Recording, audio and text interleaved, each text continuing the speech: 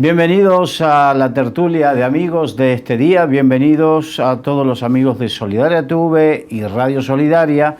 Hoy vamos a contar con la presencia de alguien que está recién llegado, literal, recién llegado, recién bajado del avión, que estamos, de hecho, estamos a pocos minutos del aeropuerto de Madrid-Barajas, y recién llegado de Caracas, Venezuela, José Humberto Rivero, que es un pastor joven, que es, se dedica a escribir libros, a hacer guiones, a producir una serie de cosas, y que precisamente está aquí en Madrid por dos motivos. Uno, para participar en este evento de las nuevas generaciones de evangelistas que propicia la Asociación Luis Palau, y por otro lado, a presentar su libro Iglesia Tóxica. José, bienvenido. Muchas gracias, Carlos. Un placer estar aquí contigo.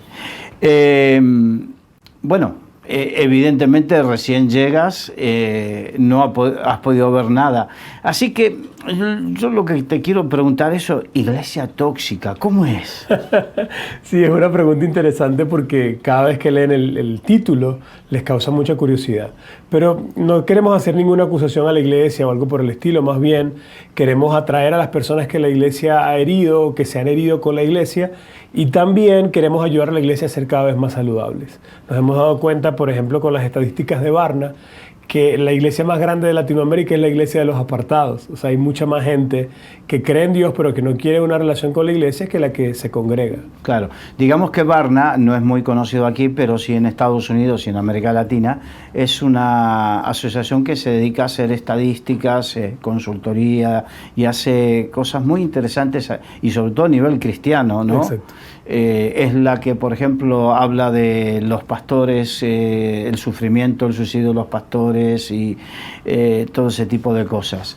Así es. Por lo tanto, hay que decir que lamentablemente sus datos son confiables. Sí, lamentablemente, pero bueno, nos dan luz también para poder corregir las cosas que no estamos haciendo tan bien. Así que bueno, básicamente de eso va el libro, ¿no? Identificar dónde puede haber toxicidad y cómo podemos hacer para reconectar con aquellos que se han herido o hemos herido, y para ayudar a la iglesia a ser más saludable. Digamos, lo que siempre fue buscar a la oveja perdida. Exactamente. Que es el corazón de Dios también. Exacto. Y evidentemente eso te llevó a tener un estudio, no digo un estudio de mercado, pero sí un estudio de cuáles fueron las principales falencias que en ese sentido tú encuentras. Sí, definitivamente. Ahí conversamos con muchas personas, escuchamos muchas historias y nos dimos cuenta que mucho de la toxicidad de la iglesia está en la cultura, cosas que hemos aprendido históricamente pero que no son bíblicas. También hemos visto mala praxis en el liderazgo, pero cuando hablamos de esto, la mayoría piensa que estamos hablando de los líderes o pastores, pero a veces la cultura de la iglesia es muy tóxica también para con los líderes. Hay unas exigencias que no son bíblicas. Recuerdo cuando hice la primera prédica en la iglesia que ahora pastoreo, yo puse 2 láminas de papel bond y le pregunté a la gente qué debería ser un pastor. Entonces la gente comenzó a escribir, ¿no? Por ejemplo, enseñar, exhortar, orar, animar, cuidar. Y hicimos una lista bastante grande. Cuando terminamos, yo me llevé una lista de versículos preparados y comencé a leer lo que la Biblia dice que quién debería ser, lo que ellos exigían que hiciera un pastor. Y todo decía unos a otros, unos a otros, unos a otros, unos a otros. Y la pregunta era, ¿quién nos enseñó que todo eso lo debe hacer el pastor y que todos nosotros debemos sentarnos a exigir que él lo haga? Y nos dimos cuenta que es un tema cultural histórico, no es un tema bíblico. Lo que la palabra de Dios nos enseña es que esas responsabilidades que le atribuimos solamente a los líderes es algo que deberíamos hacer unos a otros. Sí, digamos, cultural, por lo que yo entiendo, me parece que es algo, la tradición. Exacto. Algo que es una tradición en una iglesia, en una denominación o en un grupo, ¿no? Así es, así es. Con vuestras tradiciones invalidáis el mandamiento. Literal, y ese es uno de los problemas más graves, porque Jesús le dijo a los fariseos precisamente eso, ¿no? Que las tradiciones y las culturas humanas tenían su sentido, pero el problema era que a veces lo poníamos por encima de la palabra de Dios. Y allí es donde nos volvemos tóxicos, ¿no? Cuando no nos sujetamos al Señor, a lo que Él dice, sino que inventamos nuestras propias normas y nuestros propios asuntos. Sí, y aparte suele suceder como me dijeron que tú tienes 4 hijas. Sí. Entonces, tus hijas, yo me imagino que harán esta situación, ¿no? Imitarán a tu esposa. Cuando tu esposa, por ejemplo, se pinta, ellas suelen pintarse, pero claro, exageran y en vez de pintarse los labios, se pintan más allá, ¿no? Ajá, entonces, literal. ese es un problema también en las iglesias y el liderazgo, que yo imito, sed imitadores de mí, como yo de Cristo, dijo Pablo, pero si hay algo distorsionado, esa distorsión se va multiplicando. Sí, lamentablemente. Literal, tengo una foto de hecho de mi hija pintándose las cejas y se pintó toda la frente completica, ¿no? Porque sí, aprendemos mucho imitando. Y creo que gran parte de la iglesia latinoamericana fue plantada por misioneros extranjeros. Entonces ellos veían un modelo que obviamente tenía un sentido por el asunto histórico, ¿no? El momento histórico, pero que no necesitaba perpetuarse. Entonces venía el pastor, la pastora y el hijo, que en cierta edad ya era el pastor de jóvenes, ¿no? Entonces, sobre esa figura y comenzamos a imitarla, pero no necesariamente esa figura es bíblica, o por lo menos no exactamente el modelo bíblico de la iglesia. Entonces, claro, aprendimos muchas cosas como esas, que eran saludables para su momento, pero que al perpetuarlas se vuelven un poco tóxicas también. Correcto. Y bien, ¿y cómo lo van recibiendo las iglesias? Porque evidentemente es para toda la iglesia, pero creo que el primero es el pastor y el liderazgo de la iglesia que tiene que asumir, ¿no? Sí, en efecto hicimos un entrenamiento para los pastores y sus equipos. Entonces sentamos al equipo con el pastor y le vamos haciendo planteamientos en cada una de las cosas que detectamos toxicidad, y no les damos una solución específica porque cada denominación tiene su forma de interpretar y resolver los asuntos de la iglesia, pero sí les pedimos que conversen sobre estas cosas, cómo lo van a manejar saludablemente, y les sugerimos varios versos de la Biblia como para que ellos lo puedan hablar. Esa fue la primera, o sea, el segundo acercamiento, porque el primero con el libro, el título era normalmente rechazado, como yo mismo lo rechacé, claro. cuando me lo Bueno, propusieron. resulta que se hizo muy famoso la palabra tóxica a causa de un pastor argentino llamado Bernardo Stamateas, que es un licenciado en psicología, creo. Sí, y entonces él unió su vida pastoral a su profesional y sacó una serie de libros acerca de las personalidades tóxicas, gente tóxica, se llamaba. Eso fue, te estoy hablando, en 1990. Sí, y yo recién me enteré la semana pasada. Algún pastor me hizo la referencia de él y compré los libros para poder documentarme con su trabajo. Exacto. Entonces, y estabas queriendo explicar cómo los pastores lo iban asumiendo, ¿no? Exacto, sí. Al principio, cuando leen el título, como a mí mismo me parece un poco grotesco, ¿no? Pero luego, cuando van comprendiendo y leyendo algunas páginas del libro, se dan cuenta que lo que estamos haciendo es colaborar. La mayoría de las personas, cuando habla de este tipo de cosas, lo aborda desde una perspectiva crítica y un poco destructiva. Pero nosotros estamos sudando la camisa. Yo les digo que yo soy parte del mismo equipo, somos parte de la iglesia. Claro, y estamos... porque, disculpa... Adelante. No es fácil que un pastor acepte ciertas cosas, pero cuando se lo dice un colega, alguien que está viviendo, porque el oficio de pastor es un oficio muy sufrido, no piensen que es fácil ser pastor. Para nada. Yo en estos momentos estoy ejerciendo no una labor pastoral, sino más bien estoy predicando como predicador itinerante. Entonces eso es más fácil. Sí, claro. Es más fácil. Requiere menos compromiso y los resultados se ven más rápido. Exacto. Pero el compromiso del pastor implica su vida y la de su familia. Yes. Entonces, que venga alguien de afuera y te diga que tu iglesia puede tener contenidos tóxicos. Sí, sí. No es tan fácil de asimilar. De hecho, les hablamos con mucho amor y mucha honra, porque como pastores hemos estado sentados allí, pero también porque conocemos el sacrificio y el dolor que a veces implica, ¿no? Y también una de las cosas que nos hace acercarnos a ellos es decir, hey, la cultura de la iglesia, las tradiciones de la iglesia pueden ser muy tóxicas para contigo y con tu propia familia. Y hay cosas que necesita la iglesia y el equipo entender, para que te puedan ayudar a sobrellevar tus cargas. De hecho, un pastor en una ciudad en Caracas, en Venezuela, perdón, Acarigua, me decía, gracias porque me has quitado un peso de encima.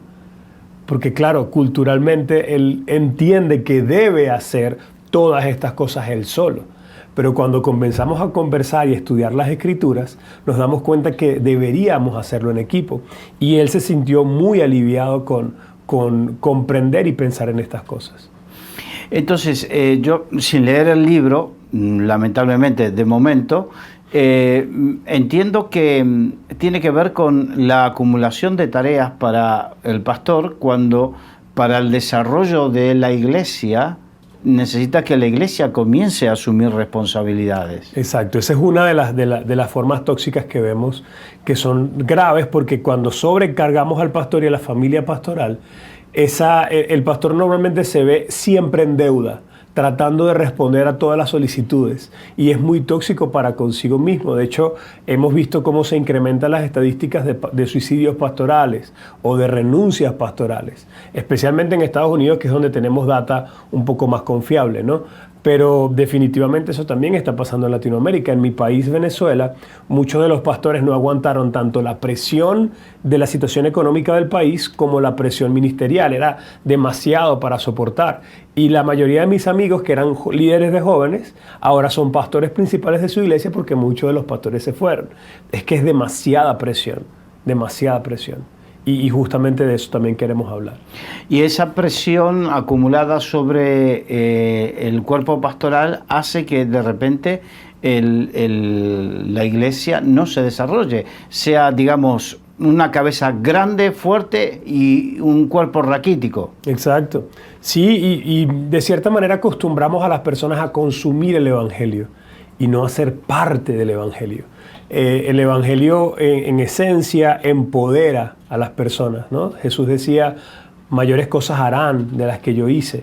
Pero nosotros parecemos decirle a la iglesia, culturalmente hablando, obviamente hay excepciones increíbles y maravillosas, pero culturalmente hablando, como tradición humana, decirle a la iglesia, yo les enseño, yo los cuido, yo les ministro, la unción está en mí, voy a orar por ustedes.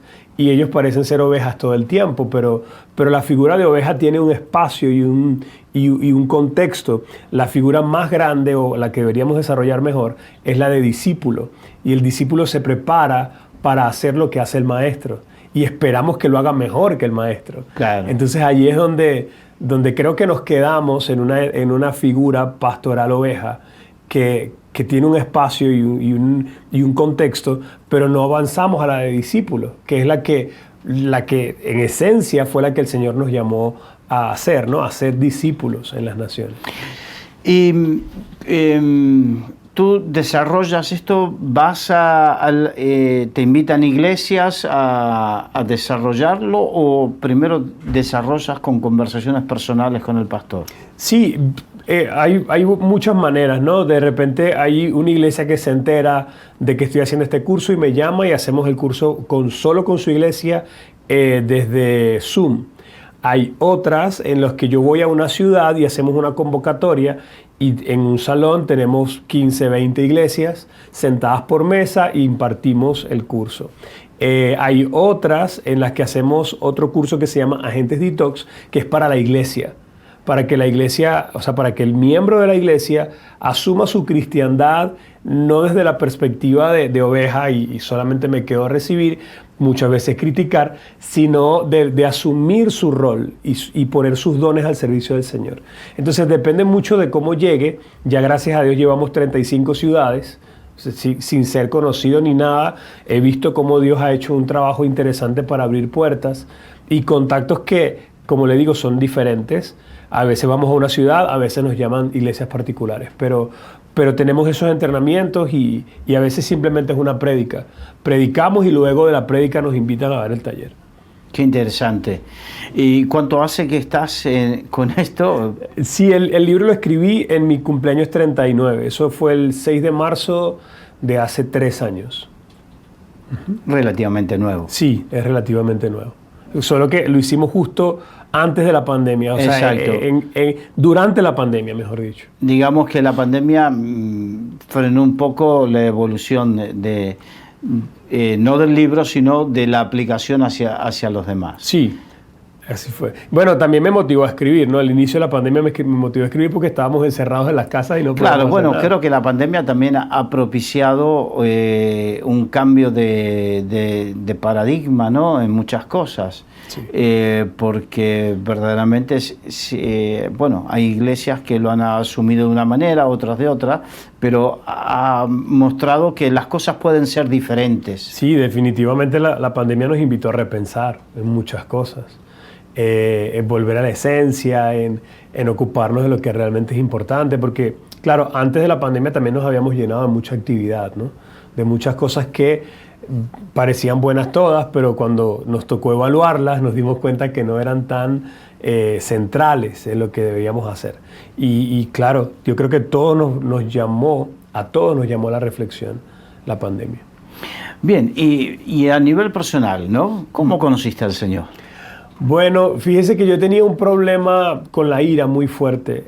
Normalmente, por varias cosas que sufrí de niño, cuando me molestaba, sentía que no podía controlarlo. A veces le pegaba a las paredes, o a los closets, o a las puertas, lo que sea que tenía a la mano.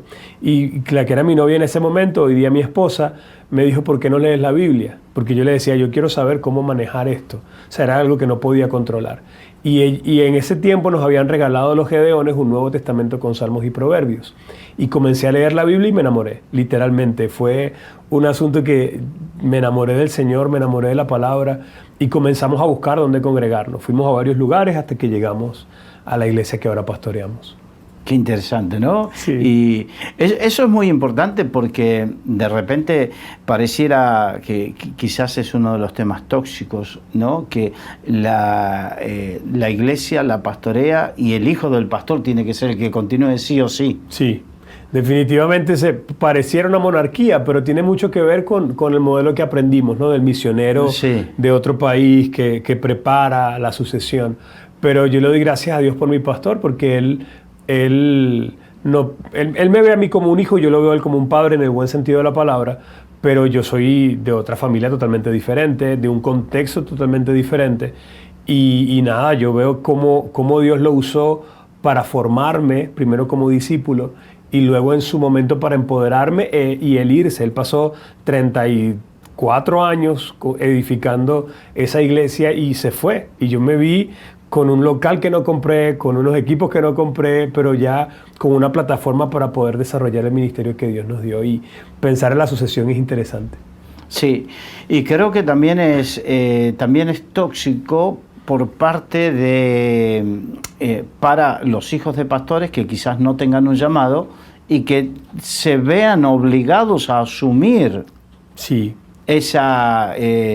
heredar eso, esa dinastía, por así decirlo. Totalmente. Y no solamente para los hijos de pastor, también hay una toxicidad bien fuerte para la pastora. En mi caso, mi esposa, obviamente hay diferentes denominaciones que no le dicen pastora o como sea, pero la pastora anterior, Alexandra, mi pastora, era una persona que era muy diferente a Dulce, que es mi esposa.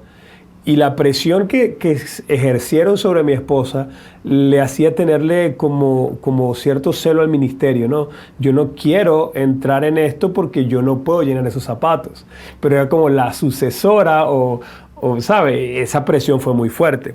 También pasa con los hijos de los pastores, que tenemos muchos que tienen mucha resistencia al ministerio, que dicen yo jamás voy a ser pastor porque han visto lo que la iglesia le ha hecho a su papá. Entonces ahora, después de todo lo que le han hecho a él, quieren que yo sea el sucesor y de repente no tiene, como usted dice, un llamado pastoral y es una carga muy terrible.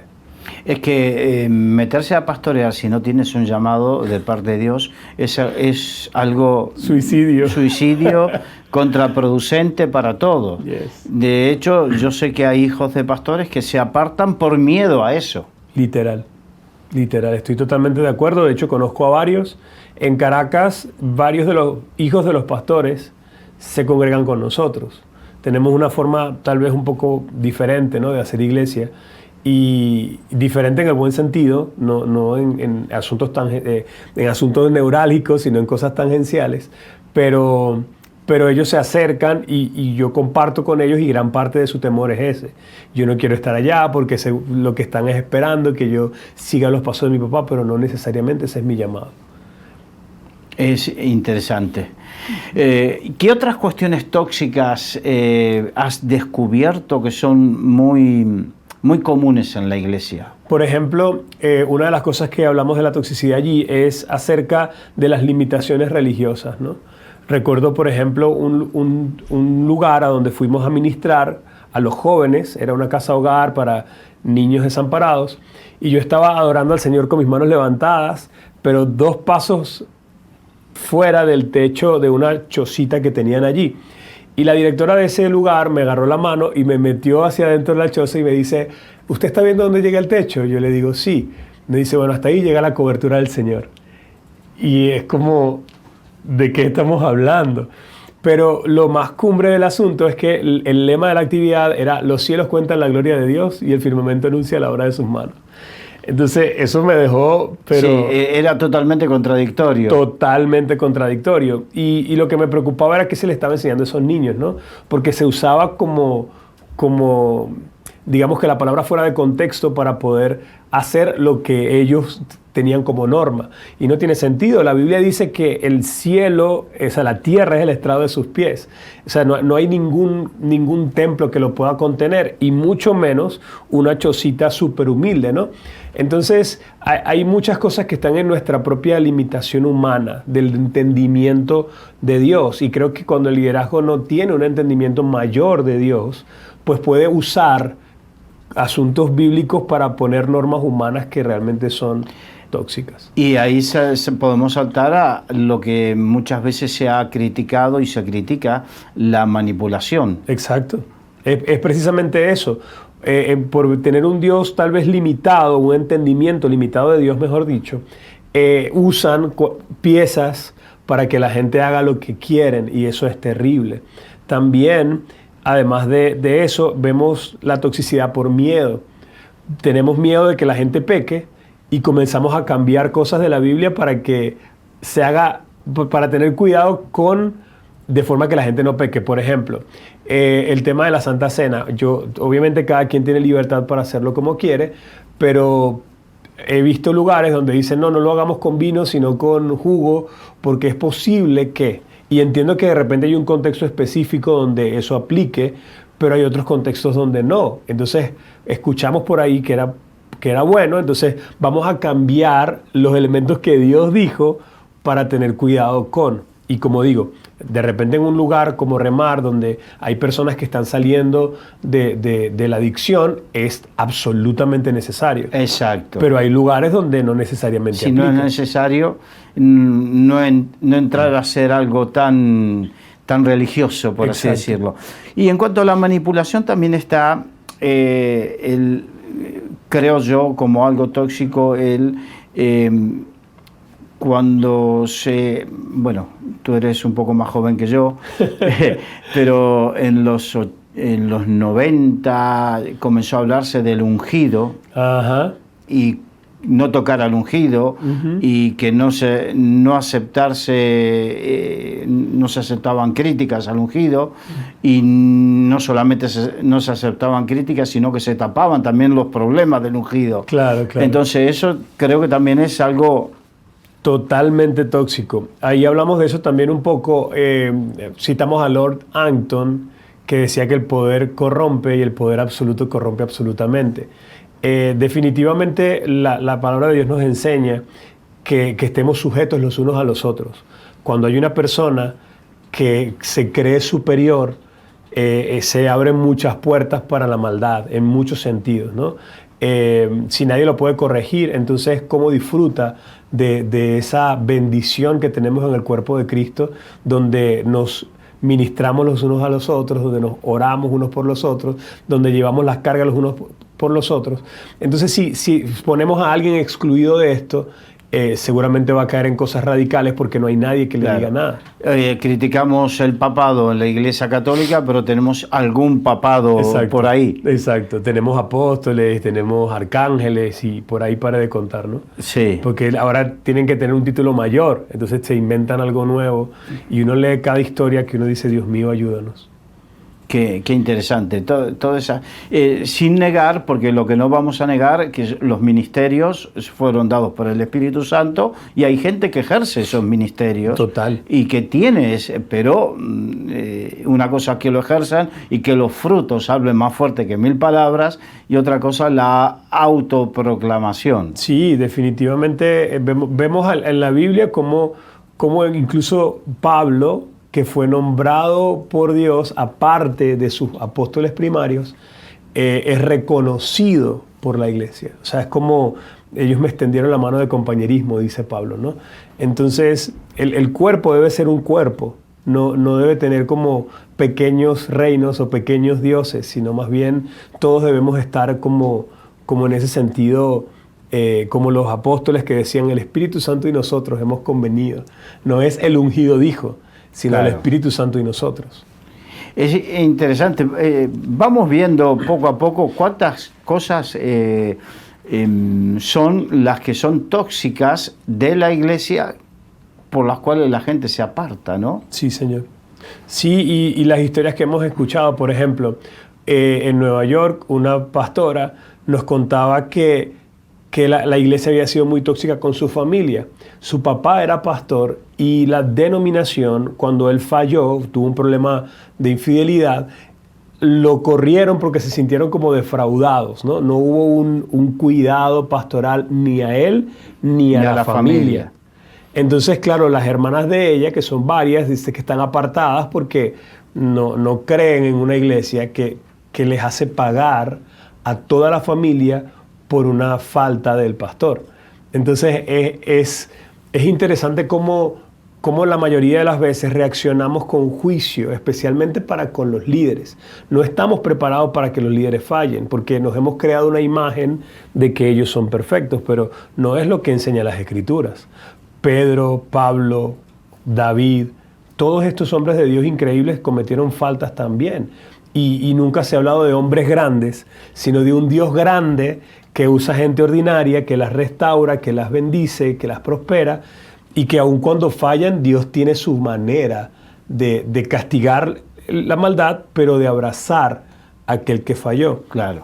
Hace unos años tuve la oportunidad de entrevistar a unos pastores que venían de la Ribera Maya, en México, y ellos tenían una denominación que abarcaba prácticamente todo México y contaban que cuando tenían algún problema con algún pastor, obviamente lo sacaban al pastor de esa ciudad, los trasladaban con su familia durante un tiempo a otra ciudad y los cuidaban y los restauraban, porque claro, el pastor capaz que ya había dejado su trabajo porque tenía tiempo completo para la obra, pero ahora el pastor ahora que había pecado lo dejaban sin la cobertura económica, sin la cobertura espiritual, sin nada, en otras denominaciones. Y ellos habían entendido que tenían que corregir eso. Exacto. Que es lo que dice la Biblia, ¿no? Si alguno de ustedes es sorprendido en pecado, ustedes como espirituales restáurenlo.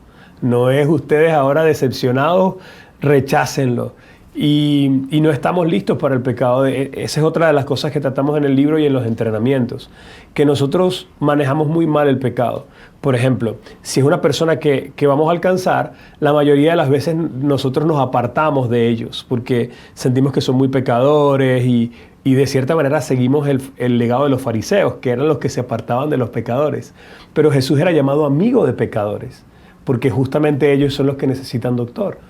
Y la dinámica de la iglesia actual nos lleva a que por el primer año, tal vez primer año y medio, es que las personas son efectivas en el evangelismo, porque luego de eso se rodean de puros cristianos. Claro. Y se apartan de la familia, de los amigos y de todos los demás pierden los contactos con el resto de la sociedad, ¿no? Exacto. Nos aislamos en nuestra pequeña burbuja evangélica, pero no fue lo que el Señor nos llamó a hacer. Entiendo, yo mismo tenía problemas para decir groserías, y decía muchas groserías, y cuando las dejé de decir por primera vez, yo estaba súper feliz, y cuando otras personas las decían, me daba rabia. Entonces yo prefería estar con los hermanos, pero si todos hacemos eso, entonces la pregunta es ¿cómo creerán si no hay nadie que les predique? Me acuerdo en la iglesia de la cual yo vengo, teníamos un grupo de jóvenes grande y muchos de ellos comenzaron a abandonar el estudio universitario. Llegaban a la universidad y comenzaban a abandonar. Entonces comenzamos a investigar qué había pasado y lo que pasaba era precisamente eso, que comenzar a ser cuestionados, confrontados, agredidos culturalmente desde los profesores, los compañeros. Claro, comenzaban con todas las filosofías y todas las ideologías y hubo que comenzar a tratar con ellos de manera de fortalecerlos para, como dice, yo haré tu rostro duro como el pedernal, más duro que el rostro de ellos, ¿no? Yes. De tal manera que allí donde estén ellos puedan ser testimonio. Y de hecho comenzaron a tener, con el tiempo comenzaron a tener células de evangelismo dentro de las universidades. Excelente, excelente. A mí me encanta poner el ejemplo de la mujer de flujo de sangre en este sentido, porque los fariseos se alejaban de ella porque si ella los tocaba tenían que hacer ciertos rituales para purificarse de vuelta. Pero cuando esta mujer tocó a Jesús, no lo contaminó, sino que salió poder de él para sanarla a ella. Yo creo que nosotros debemos seguir más el legado de Jesús que el de los fariseos. Es decir, debemos creer en el Dios que está en nosotros, que dice que es mayor que el que está en el mundo. Debemos dejar de tenerle miedo al mundo, por supuesto, preparándonos, estando en la luz, no ocultas, ¿no? Porque a veces voy de misionero a un burdel y termina fallando. Sí. Esa no es la intención. Pero sí con el entorno natural de las personas que están a tu alrededor, tu familia, tus amigos, tus compañeros. Con ellos nosotros deberíamos tener claridad de nuestro llamado misionero hacia esa cultura, ¿no? Y hacia esas personas. Y como usted dice, fortalecer al creyente para que ejerza su ministerio allí también. Sí. Tú estás aquí, ya tienes algunas iglesias establecidas para visitar, pero aquellos que quieren contactarse contigo, ¿cómo pueden hacerlo? Bueno, inicialmente puede ser por las redes sociales. Estoy en Instagram como José H. Rivero. Por allí nos pueden escribir. Creo que nos quedan unas 2 o 3 fechas disponibles. Gracias a Dios tenemos bastante trabajo, pero ahí estamos para servir. Perfecto. Y obviamente el libro Iglesia Tóxica, prólogo a Ale Gómez. Sí, señor. Con Ale Gómez jugábamos al voleibol antes de conocer al Señor los dos. Imagínese. Bueno, Ale es muy amigo, un excelente pastor y es uno de mis mentores. Sí, Ale Gómez es un joven, bueno, ya no es tan joven, que desarrolló un movimiento revolucionario, Jesus Warriors, sí, señor, en Argentina y que, bueno, contagió a muchos en América Latina. Sí, señor. Ale es una bendición. Yo lo conozco de Jesus Warrior y también de Menos Bla Más Amor. Y él ha lanzado varias iniciativas. Sí. Y con él hemos estado conectados y de verdad que con él y su esposa Lali. Sí, y Nacho también, su hijo. Sí, bueno, al hijo ya no lo llegué a conocerlo. Pero bueno, este es el libro, Iglesia Tóxica. Y para que nos demos cuenta, Ale Gómez era pastor, no sé si siguen pastoreando en la Iglesia de la Cruz, una iglesia bautista. Sí, señor. Y entonces, ¿qué es? El tema no tiene que ver con denominaciones, no. Es interdenominacional. Exacto, es interdenominacional, literalmente. Escribimos de forma de que se pueda leer y entender de diferentes perspectivas bíblicas. Y Ale es bautista y yo tengo, digamos, una raíz pentecostal, un poco más pentecostal, pero tratamos en la medida de lo posible de ejercer los dones no de una forma escandalosa, sino lo más serio posible. Sí, porque los dones están, eso no lo podemos negar. Yo también vengo de una extracción pentecostal y los dones están, y lo tóxico también es el mal uso de los dones. Así es. También hablamos un poco de la profecía tóxica, ¿no?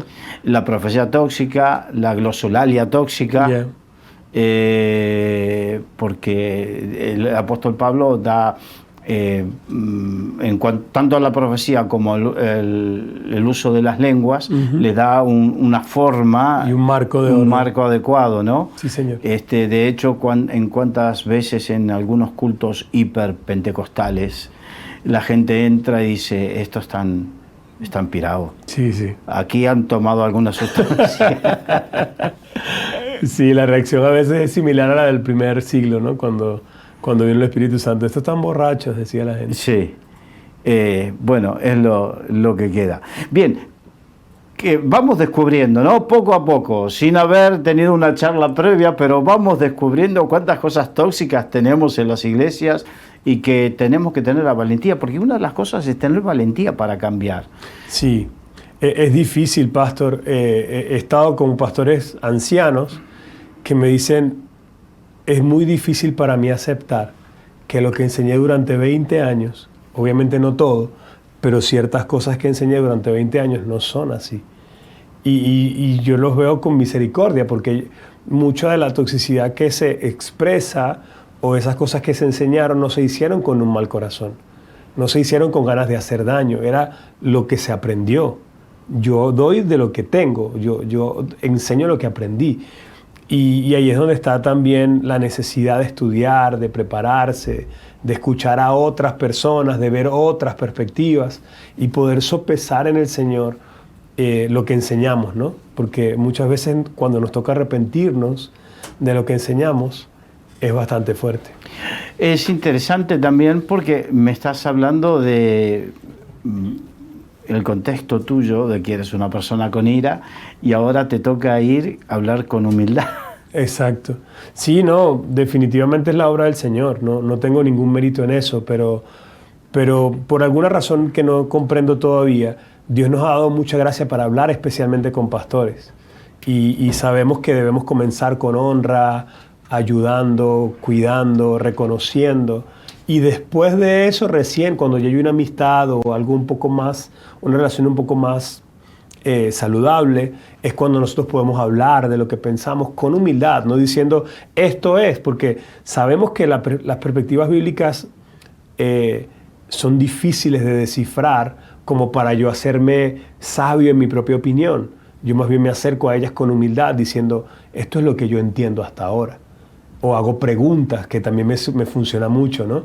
Yo le hago preguntas a los pastores como ¿estás seguro de esto, pastor? O esto no se puede ver de otra manera. Y esas preguntas traen reflexión y he visto muchos resultados al respecto. Qué bueno, porque la posición, te lo voy a ejemplificar con la figura del macho alfa en una manada, ¿no? Okay. Que la figura del macho alfa en la manada es que siempre está reafirmando su posición. Y a veces, cuando un pastor sufre muchos ataques, está en esa postura, sí, señor, de querer reafirmar su posición. Sí, señor. Y no lo culpo porque he estado en esa posición también. Por eso tienes esa empatía. Esa empatía es la capacidad de ponerse en el lugar del otro y entenderlo. Porque si no lo has vivido... Es muy difícil. Es muy difícil. Por eso me agrada mucho que conocerte y a través de esta charla ir conociendo el trasfondo de por qué este libro y cómo que el Señor ha llegado a tu vida para que lo escribas, ¿no? Porque es como que si lo hubiese hecho uno que siempre trabajó en forma itinerante y nunca tuvo a su cargo una iglesia y no se puso los zapatos del pastor nunca, no podrá hablar con esa autoridad. Exacto. Sí, y a veces autoridad es una palabra súper interesante, pero también a veces es la empatía, como usted decía previamente. Es difícil poder estar en los zapatos de un pastor. O sea, sufrir la demanda constante de la gente, sufrir la decepción de no ver resultados con todo el fruto del trabajo que hace. Pasar noches diciéndole al Señor, no entiendo, pasar tiempos diciendo, Padre, no soy efectivo, porque aconsejé, acompañé, oré, ayuné, y todavía la persona sigue haciendo lo que quiere y se está haciendo daño a sí mismo y a su familia. Esos tiempos difíciles en la presencia del Señor nos hacen como dar aliento para poder seguir. Y si yo no he pasado por eso y simplemente vengo desde afuera a decir, usted lo está haciendo mal, que es lo que normalmente pasa, Sí. Es obviamente rechazado. Es como tú eres un rebelde, tú no tienes idea de lo que estás diciendo. Pero cuando tú has estado allí y sabes que el sacrificio, el esfuerzo y todo lo que se hace no se hace con mala intención, uno dice, hey, tengo que hablar con misericordia y con compasión. Sí, a ver, se me estaba ocurriendo ahora quizás otra toxicidad y no sé si la has tenido en cuenta, es el compararse. Sí, sí. El compararse el pastor, el comparar, que la gente compare al pastor este con el otro, o comparar la iglesia Con otro, sí. Sí, total. Yo creo que empiezo con la comparación interna, ¿no? La que yo me hago.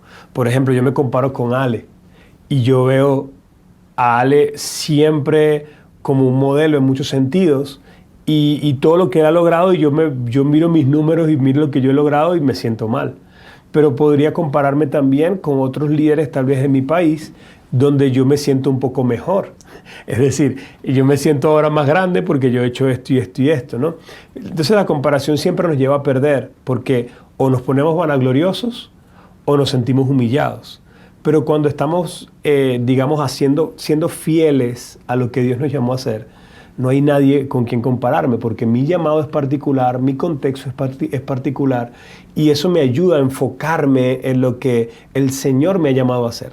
¿Cómo respondo yo al llamado de Dios? Y me evita todo lo que la pérdida de tiempo, la vanagloria o la humillación que me puede traer la pérdida de fuerzas, porque uno se desgasta emocionalmente precisamente en ese tipo de comparativas. Totalmente. A nosotros en Venezuela nos pasa mucho en este tiempo. Por ejemplo, yo he visto cómo el efecto redes sociales ha dañado tanto a nuestros jóvenes porque ellos ven a los que se fueron.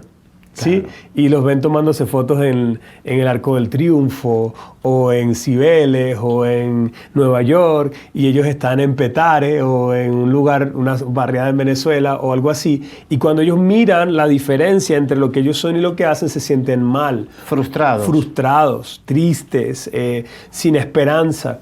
Pero cuando les animamos a poner su mirada en el Señor y en lo que Dios les está llamando a ellos a hacer, es otra historia totalmente diferente. Por eso, en esta era, la comparación es tan terrible, porque tenemos a la mano cientos de personas con quien compararnos, o miles, con las que seguramente vamos a salir mal. Y en el caso del pastor, cientos de ministerios. Exacto, y formas. Y, por ejemplo, yo por gracia de Dios, he podido viajar mucho. Tengo un pastor amigo en otro país que tiene una camioneta con todo el techo de vidrio, su iglesia es grandísima, lo que le pagan, la forma en que se mueve y el ministerio en Venezuela es totalmente diferente. Gracias a Dios nosotros en particular tenemos un lugar donde estar, pero todo lo demás, mi carro, cuando viajo y regreso, ¿no? Veo los equipos, todo lo que hacen, el nivel, y yo regreso a mi iglesia y somos los mismos.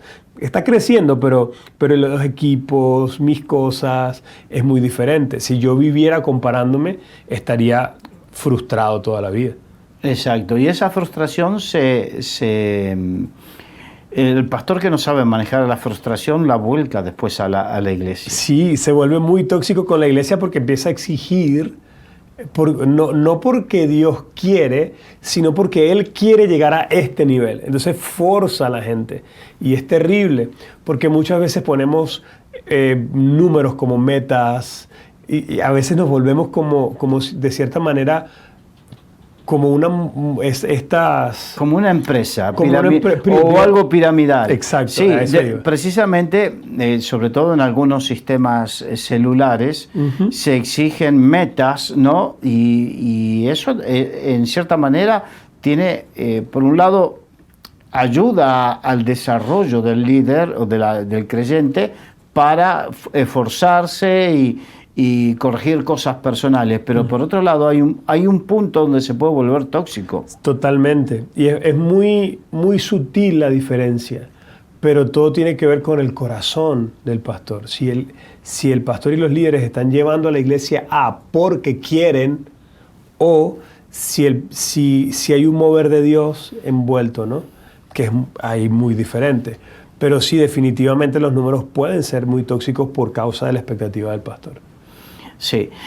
Bien, ya estamos finalizando la entrevista del día de hoy, una entrevista jugosa, y mira por dónde vamos a tener un amigo en común. Sí, señor. La cuestión, José, ¿hasta cuándo vas a estar en España? En esta oportunidad hasta el 27 de julio.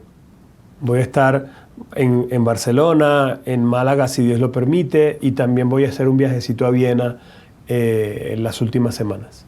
Correcto. O sea que, y dijiste que todavía tienes alguna fecha libre, si alguien quiere conectarse contigo a través de las redes sociales, sobre todo Instagram, que ahí estás como José H. Rivero. H. Rivero. Así que todos aquellos que entiendan que como iglesia necesitan cambiar cosas, que con toda humildad, con la humildad que nos mostró aquí en esta entrevista, de entender al pastor y de no ir con la verdad absoluta, sino a compartir lo que él encontró y la experiencia que Dios le permitió vivir, no solamente personal, sino de captar la de otros y plasmada en este libro que se llama Iglesia Tóxica, y que de ahí surgió también un entrenamiento para poder salir de esa toxicidad. Así es. José, muchas gracias. Gracias a ti, Carlos. Un placer, que Dios te bendiga, que Dios bendiga este ministerio y este viaje por Europa, y hasta la próxima. Y nos despedimos de todos los amigos de Solidaria TV y Radio Solidaria, dándole las gracias por habernos acompañado en esta mañana.